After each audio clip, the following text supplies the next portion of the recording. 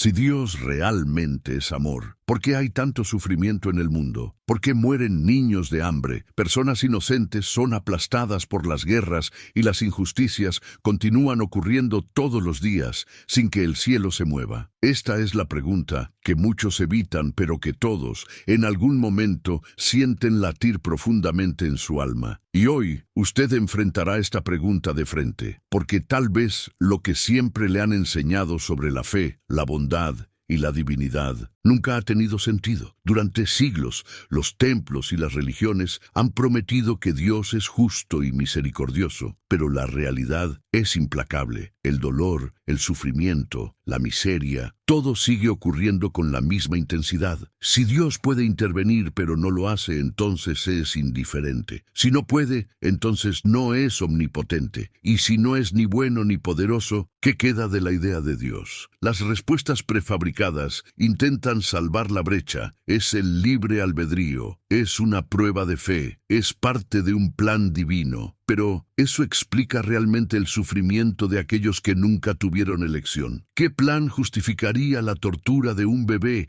la agonía de una madre que entierra a su hijo o el silencio ante la muerte sin esperanza de millones de personas? La verdad puede ser más simple y más dura. Quizás no haya ningún plan. Quizás la vida sea solo el frío resultado de la naturaleza, el azar, el tiempo, y el sufrimiento sea solo el reflejo inevitable de un universo que no siente, no juzga y no perdona. Pero, ¿y si, en lugar de esperar respuestas del cielo, miráramos el dolor con otros ojos? ¿Y si la verdadera liberación residiera precisamente en aceptar que nadie vendrá a salvarnos y que cambiar el mundo solo depende de nosotros? Las religiones siempre han convertido el dolor en una herramienta de control. Sufre en silencio, es una prueba, aguanta, es por un bien mayor. Pero detrás de este discurso se esconde una antigua perversidad: culpar a quienes sufren por no creer lo suficiente. La víctima se convierte en la culpable, y la fe, en lugar de sanar, se convierte en una carga. Mientras millones de personas lloran esperando un milagro, los líderes religiosos construyen imperios sobre las esperanzas de los demás, prometen paraísos inalcanzables, venden la salvación y siembran el miedo. Es el único negocio del mundo en el que se paga ahora, y la entrega nunca llega, porque solo se garantiza después de la muerte. Si Dios fuera justo, ¿crearía seres sabiendo que muchos estarían condenados al dolor eterno? ¿Qué tipo de amor permitiría tanto sufrimiento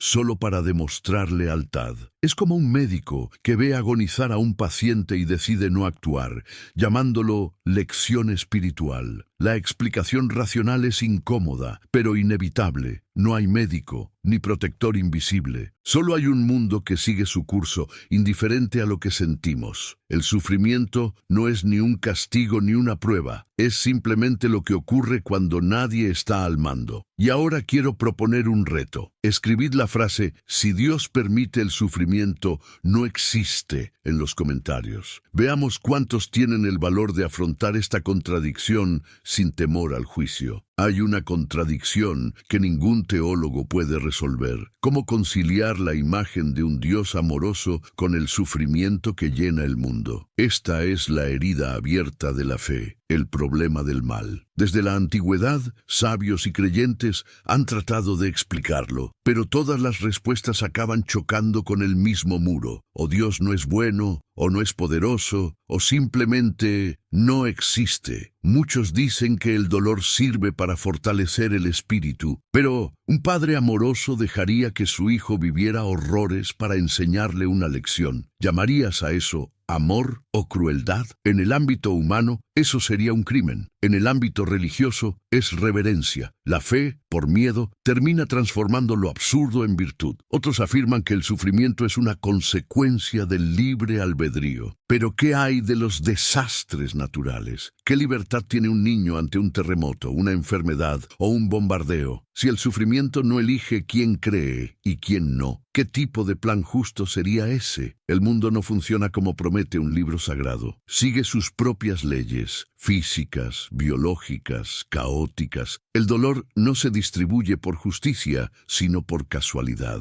Esto es lo que hace que la realidad sea tan difícil de aceptar. Es indiferente a las oraciones. Y aquí está la pregunta que muchos evitan. Si el universo ya nos muestra que no hay un orden moral detrás de los acontecimientos, ¿por qué seguimos insistiendo en que hay un Dios que lo controla todo? El miedo a la verdad es quizás el fundamento más sólido de la fe. Los seres humanos temen el vacío, la muerte, el desconocimiento, y por eso crean una presencia que llena el silencio. Dios, en muchas formas, es la respuesta emocional al pánico de existir en un universo sin garantías. Y cada civilización dio forma a su divinidad para dar sentido al dolor. Egipcios, griegos, nórdicos, aztecas, todos creían en dioses que juzgaban, castigaban y recompensaban. Todos adoraban fervientemente y todos desaparecieron, engullidos por el tiempo. La historia de los dioses es la historia del olvido. Hoy en día consideramos estos cultos antiguos como leyendas. Pero, ¿y si dentro de unos siglos ellos ven nuestra fe de la misma manera? ¿Y si el Dios actual es solo otro capítulo más en la larga lista de creaciones humanas para evitar la desesperación? En esencia, nada ha cambiado. El hambre sigue devorando a los inocentes, las guerras continúan, las oraciones resuenan en el vacío. El sufrimiento no disminuye con más fe, quizás porque nunca ha habido nadie escuchando. Y esa es la pregunta que queda en el aire, la que abre la siguiente parte de este viaje. Si todos los dioses murieran un día, ¿qué nos hace creer que el nuestro será diferente? Muchos afirman que Dios es necesario para dar sentido a la vida. Pero cuando miramos el mundo real, esa idea se desmorona. Curiosamente, las sociedades menos religiosas son las que tienen los niveles más altos de bienestar, igualdad y respeto por la vida humana. Mientras tanto, los países impregnados de fe suelen vivir en la pobreza, la corrupción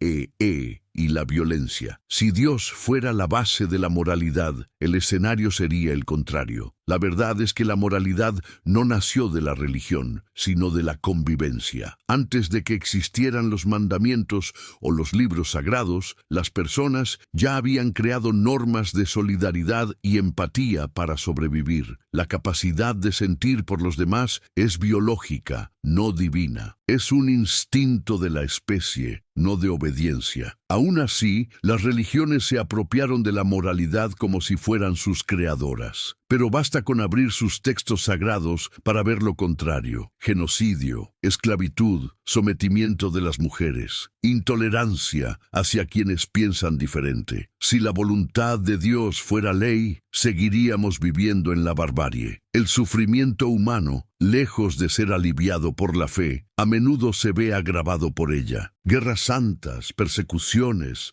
torturas en nombre de la pureza. ¿Cuántas vidas se han perdido en defensa del amor divino? La fe, que promete consuelo, se convierte a menudo en un instrumento de dolor. Y surge la pregunta inevitable: si la fe ha servido tan a menudo para justificar el sufrimiento, ¿por qué seguimos insistiendo en verla como un remedio y no como parte de la enfermedad? Los momentos más oscuros de la humanidad siempre han revelado la misma ausencia, la de cualquier intervención divina. Guerras mundiales, holocaustos, epidemias. Millones de personas clamaron por ayuda y el cielo permaneció en silencio. Ni una voz, ni una señal, ni un milagro. El mundo siguió el curso despiadado de la propia naturaleza. Algunos dicen que Dios actúa a través de las personas, pero eso no prueba la existencia de Dios, sino el poder de la acción humana. Fueron los médicos, los científicos, los voluntarios y personas anónimas quienes se enfrentaron al caos y salvaron vidas. Fueron manos humanas las que curaron las heridas, no manos invisibles. Cuando quitamos a Dios de la ecuación, el mundo comienza a tener sentido. El dolor no es una prueba, es una consecuencia. El caos no es un castigo, es un resultado. Y en esta fría lógica encontramos algo paradójico. Al aceptar que no hay nadie que nos cuide, descubrimos que somos totalmente responsables de nosotros mismos. La fe, entonces, puede convertirse en una trampa emocional. Millones de personas esperan un milagro mientras el tiempo pasa. Rezan por la justicia en lugar de luchar por ella, y así, en nombre de la esperanza, se conforman con el dolor. Y aquí comienza una nueva provocación. No es la creencia en Dios, de hecho, la forma más sofisticada de escapar de la responsabilidad que siempre ha sido nuestra. Las personas religiosas suelen decir que sin Dios no hay esperanza. Pero la verdadera esperanza nunca ha venido de promesas invisibles, sino del valor humano para afrontar lo imposible. Fue la mente humana la que creó las vacunas, construyó puentes, descifró las estrellas. Ninguno de estos avances vino del cielo, sino del sudor, el dolor y la persistencia. La fe, contrariamente a lo que muchos creen, a menudo actúa como un freno. ¿Cuántos descubrimientos han sido censurados por contradecir el dogma? ¿Cuántos pensadores han sido perseguidos por atreverse a pensar de forma diferente? La historia está llena de nombres que han sido quemados, silenciados o condenados en nombre de Dios. Incluso hoy, en el siglo XXI, seguimos viendo cómo se utiliza la religión como escudo para el prejuicio y la represión. La gente habla de amor, pero practica el miedo. Defienden la pureza, pero alimentan la culpa. Y mientras tanto, millones de personas siguen creyendo que su dolor tiene un propósito mayor, un propósito que nunca llega. Si existiera un Dios amoroso, no necesitaría templos lujosos ni poderosos intermediarios para demostrar su presencia. Bastaría con evitar una injusticia, salvar una vida inocente, acallar un grito de desesperación. Pero eso nunca ha sucedido, y tal vez este silencio que muchos llaman misterio sea, en realidad, solo el eco de la ausencia. A lo largo de los siglos, los teólogos han intentado justificar este silencio con palabras sofisticadas. Dicen que los caminos de Dios son inescrutables, que su lógica es superior a la lógica humana. Pero, en el fondo, estas frases no explican nada. Solo son formas elegantes de dejar la pregunta sin respuesta. La verdad histórica es simple. Todas las religiones que han existido creían tener la verdad absoluta. Todas prometían la salvación, y todas cayeron. Los dioses egipcios, griegos, romanos y nórdicos eran absolutos en su época. Hoy en día son solo mitos, recuerdos de una fe que alguna vez fue certeza. Incluso ante el sufrimiento, la fe encuentra la manera de protegerse. Cuanto más sangra el mundo, más dicen los fieles que es necesario creer. El dolor, en lugar de destruir la creencia, la fortalece. Es el círculo perfecto de la sumisión. El sufrimiento alimenta la fe y la fe justifica el sufrimiento. Pero hay un número creciente de personas que están empezando a romper este ciclo. Se dan cuenta de que no necesitan a Dios para ser buenos, empáticos o justos, que la ética no depende del miedo al infierno, sino de la conciencia de que cada vida importa. Y aquí surge una pregunta inevitable. Si todos los dioses del pasado han muerto y la humanidad ha seguido adelante, ¿qué nos impide realmente aceptar que el actual también tiene los días contados? Algunos dicen que el Dios actual es diferente, que es eterno, perfecto e incuestionable. Pero este mismo discurso ha sido repetido por todas las civilizaciones anteriores. Cada pueblo creía haber encontrado la verdad absoluta hasta que el tiempo demostró que estaban equivocados. Ningún Dios es derrotado, solo se desvanece cuando deja de tener sentido. La fe sobrevive mientras se la nutra. Sin templos, sin líderes, sin rituales, se disuelve. Esto revela una fragilidad que pocos perciben. Lo divino depende de lo humano para existir. Si Dios fuera real, no necesitaría ser recordado todos los domingos. Si fuera omnipresente, no necesitaría propaganda. Cuando miramos de cerca, nos damos cuenta de algo desconcertante. Dios es el espejo de nuestras necesidades. Inventamos un padre cuando tememos el abandono, una madre celestial cuando nos sentimos solos, un juez divino cuando el mundo nos parece injusto. El Creador, en el fondo, puede ser solo un reflejo de lo que más nos falta. Y el sufrimiento, que debería ser la prueba más clara de la ausencia divina, acaba revelando lo contrario. No es Dios quien da forma a los seres humanos, sino el miedo humano el que da forma a Dios. Creamos lo invisible para no enfrentarnos a lo absurdo de la realidad. Y la pregunta sigue siendo, ¿defendemos nuestra fe por convicción o por miedo a lo que encontraremos si desaparece? Las ruinas esparcidas por todo el mundo son testigos silenciosos de una fe que en su día fue absoluta. Templos derruidos, altares vacíos, dioses olvidados, todos ellos fueron adorados en su día con el mismo fervor con el que ahora se adora al actual. El tiempo es el mayor enemigo de la eternidad prometida. La religión vive un ciclo predecible. Nace del miedo, crece con la esperanza y muere con el conocimiento. Cuando los seres humanos comprenden lo que antes atribuían a las fuerzas divinas, lo sagrado se convierte en una metáfora. Con cada nuevo descubrimiento, el espacio de Dios se reduce. Y tal vez esto no sea una tragedia, sino una liberación. Porque sin un Dios al que culpar o complacer, los seres humanos finalmente se vuelven responsables de sí mismos. El dolor deja de ser un castigo y se convierte en una consecuencia. La vida deja de ser una prueba y se convierte en una oportunidad. Si no hay un propósito cósmico, entonces el significado de la vida no está escrito en ninguna parte. Depende de nosotros crearlo. La ausencia de Dios no nos disminuye. Al contrario, nos devuelve el poder de ser los autores de nuestro propio destino. Si esta reflexión te ha hecho pensar de otra manera, deja un me gusta, suscríbete y activa la campana. Porque quizás el mayor acto de fe es creer en nosotros mismos. La ausencia de Dios no tiene por qué significar un mundo vacío. Solo significa que el universo nunca prometió un significado. Fuimos nosotros quienes insistimos en exigirlo. La naturaleza no es ni cruel ni bondadosa, simplemente es. Las estrellas explotan, los ríos se desbordan, las vidas nacen y mueren, sin testigos, sin propósito. El caos es la norma,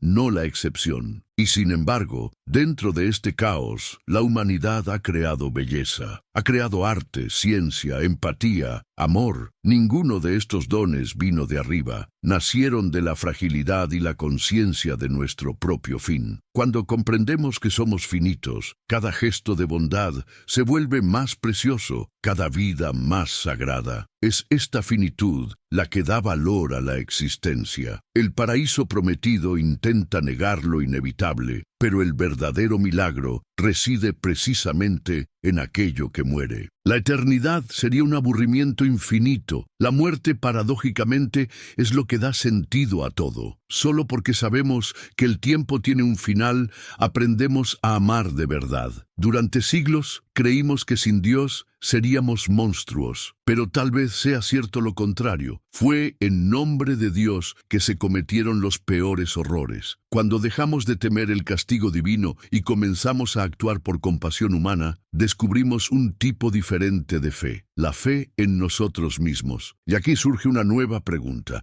¿Estábamos programados para temer el vacío cuando en realidad es allí donde nace la libertad? Quizás el verdadero propósito de la duda sea precisamente liberarnos. Cuestionar a Dios no es rebelión, es madurez espiritual. Es el paso que transforma la obediencia en conciencia. Cuando dejamos de buscar respuestas prefabricadas, comenzamos a construir respuestas vivas que evolucionan con el tiempo y el dolor. La humanidad siempre ha crecido cuando ha desafiado lo sagrado. Cada avance comenzó con alguien que tuvo el valor de preguntar lo que nadie más se atrevía a preguntar. Y curiosamente, cuanto más nos alejamos de las certezas religiosas, más nos acercamos a la esencia de la vida, frágil, imperfecta, pero profundamente real. Quizás Dios no necesita morir, quizás solo necesita cambiar de lugar, dejar el trono celestial y morar dentro de nosotros, en nuestra capacidad de sentir, crear y transformar. Porque lo sagrado puede que no esté en el cielo, sino en el acto de cuidar a otro ser humano. El mundo no necesita promesas eternas, necesita personas que estén presentes, personas que amen sin esperar recompensas, que hagan el bien sin temer al infierno. Este es el nuevo tipo de fe, no la que cree, sino la que actúa. Y si el antiguo Dios era el símbolo del poder sobre nosotros, tal vez el nuevo Dios sea la conciencia despierta dentro de nosotros, la que no exige adoración, solo verdad. Durante milenios, los seres humanos han buscado en los cielos lo que siempre ha estado dentro de ellos. Han esperado señales, milagros y respuestas que nunca llegaron, mientras que la verdadera transformación siempre ha surgido de su propia conciencia. Es como si hubiéramos creado una voz divina para recordarnos lo que ya sabíamos, que somos responsables los unos de los otros. Cuando la religión pierde el poder del miedo, lo que queda es lo que siempre ha tratado de transmitir, la búsqueda de sentido. Pero el sentido no se encuentra, se construye, no se da, se crea. Cada gesto, cada elección, cada acto de compasión es un ladrillo en este edificio invisible llamado humanidad.